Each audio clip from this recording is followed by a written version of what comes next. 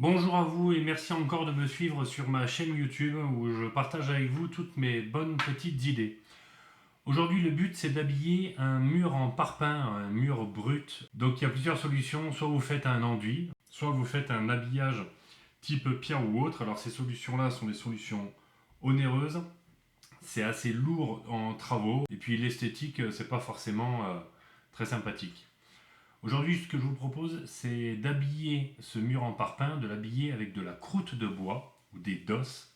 Alors les dosses, c'est de la croûte de bois, en fait, c'est ce qui reste de l'écorce. Et ces dosses ou ces croûtes sont fournies en forme de ballots, des ballots complets. Donc les ballots font entre 20 et 200 euros en fonction des régions, si vous êtes proche ou non de forêt. Ces ballots sont constitués de plusieurs planches, plusieurs croûtes de bois qui font environ entre 20 et 50 cm de large et qui vont jusqu'à plus de 3 mètres de long. Donc ça m'a permis de faire une clôture de 70 mètres de long quand même, avec des éléments qui font entre 70 cm de haut et 3 mètres de haut. Voilà, j'ai fait fluctuer tout ça en fonction de ce que je voulais cacher derrière. Je vous invite d'ailleurs à faire varier largement la hauteur de ces croûtes de bois, ça permet de faire un rendu plutôt esthétique. Vous fixez 2 à 3 tapes-vis sur le bas de la croûte fixée contre le mur. Donc là, il y a un bric astuce pour ça, c'est assez rapide et assez simple.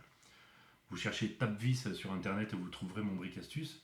Et ensuite, pour le traiter, vous le traitez au pulvérisateur directement en mélangeant de l'huile de lin et de la térébenthine. Ça fait aussi l'objet d'un autre bric astuce. Donc voilà, c'est une solution écono, écologique, économique, plutôt rapide, originale, c'est très naturel, ça se fond dans le décor et puis c'est plutôt esthétique. Voilà le rendu avec des planches de coffrage, c'est un peu moins sympathique, mais ça marche aussi. Voilà, je vous remercie de m'avoir suivi sur ce bric astuce. N'hésitez pas à liker, n'hésitez pas à partager, à vous abonner, parce qu'il y aura encore plein d'autres briques astuces.